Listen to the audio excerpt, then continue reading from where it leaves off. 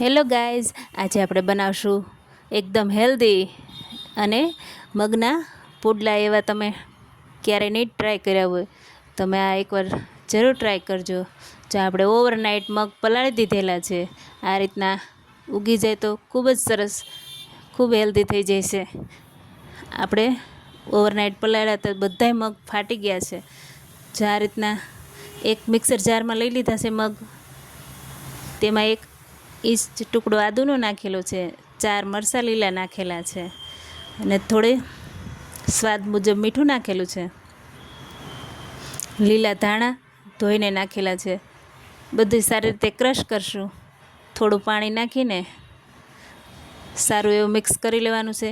એકદમ ક્રશ કરી લેવાનું છે, ફાઇન પેસ્ટ થઈ જાય આ રીતના. એટલે એક વાસણમાં આપણે નીકાળી લઈશું અને સારી રીતે હરાવી લેવાનું છે. આપણે કોઈ આથો નથી લાવવાનો કે ઇન્સ્ટન્ટ આપણે બનાવી શકીએ છીએ. થોડું પાણી આપણે જોતા મુજબ નાખશું.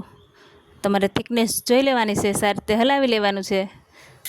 થિકનેસ થોડું ઘટ હોય તો થોડું પાણી વધારે તમે ઉમેરી શકો છો. આ રીતના બહુ પતલું પણ નહીં અને બહુ ઘાટું પણ નહીં, આ રીતના આપણે બેટર રેડી કરવાનું છે. જો મેં થોડું પાણી નાખ્યું છે, મને બેટર થીક લાગ્યું એટલે થોડું પાણી નાખીને મિક્સ કરી લીધું છે. ત્યાર પછી આપણે બધું એક વાસણમાં કાચું બધું કટ કર્યું છે તે નાખશું. કોબી છે, ડુંગળી છે, ગાજર છે, કેપ્સિકમની જગ્યાએ મેં મોળા મરચાં આવે તે એડ કરેલા છે. આ રીતના બધું સારી રીતે મિક્સ કરી લેવાનું છે. થોડું સ્વાદ મુજબ મીઠું નાખી શકો છો, મરી પાવડર નાખવું હોય તો તે પણ નાખી શકો છો. હાથેથી મિક્સ કરી લેશું સારી રીતે. અને આ પુડલામાં ક્રન્ચી ટેસ્ટ શાકભાજીનો ખૂબ જ સરસ એવો આવે છે. આપણે એક રોટલી બનાવી તે લોઢી મૂકી દીધી છે, તેમાં થોડું તેલ નાખીને આપણે જેમ પુડલા પાથરતા હોય એ રીતના આપણે બેટર નાખીને પાથરી દેવાનું છે. સ્લો ગેસ રાખવાનું છે. મારાથી થોડોક ફૂલ ગેસ રહી ગયો છે તો થોડીક દાજ પડી ગઈ છે. તમે ધીમા ગેસે, મીડિયમ ગેસે શેકવા દેજો. ધીમા ગેસે એટલે આપણે બધો એક કાચો મસાલો ઉપર એડ કરી દીધો છે. ત્યાર પછી અમૂલનું પનીર લઈ લીધું છે, તે ગ્રેટ કરી લેશું, ઉપરથી છીણી લેશું સારી રીતે. આ રીતના આપણું શાકભાજી ઉપર પનીર છીણી લીધું છે.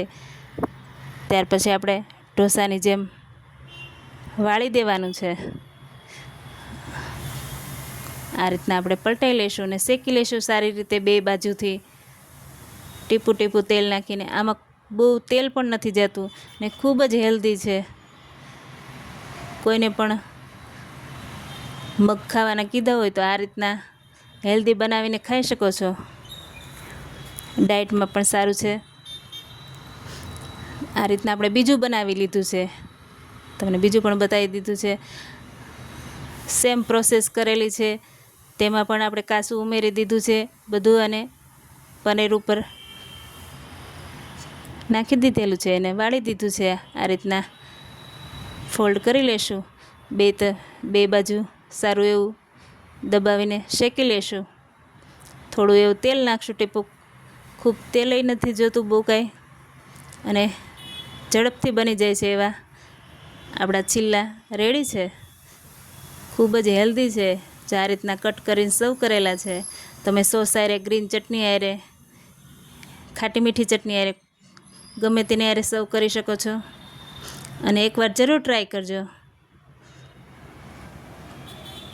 આ રીતના અંદરથી ક્રન્ચી શાકભાજીનો ટેસ્ટ આવશે અને ઉપરથી સોફ્ટ એવો.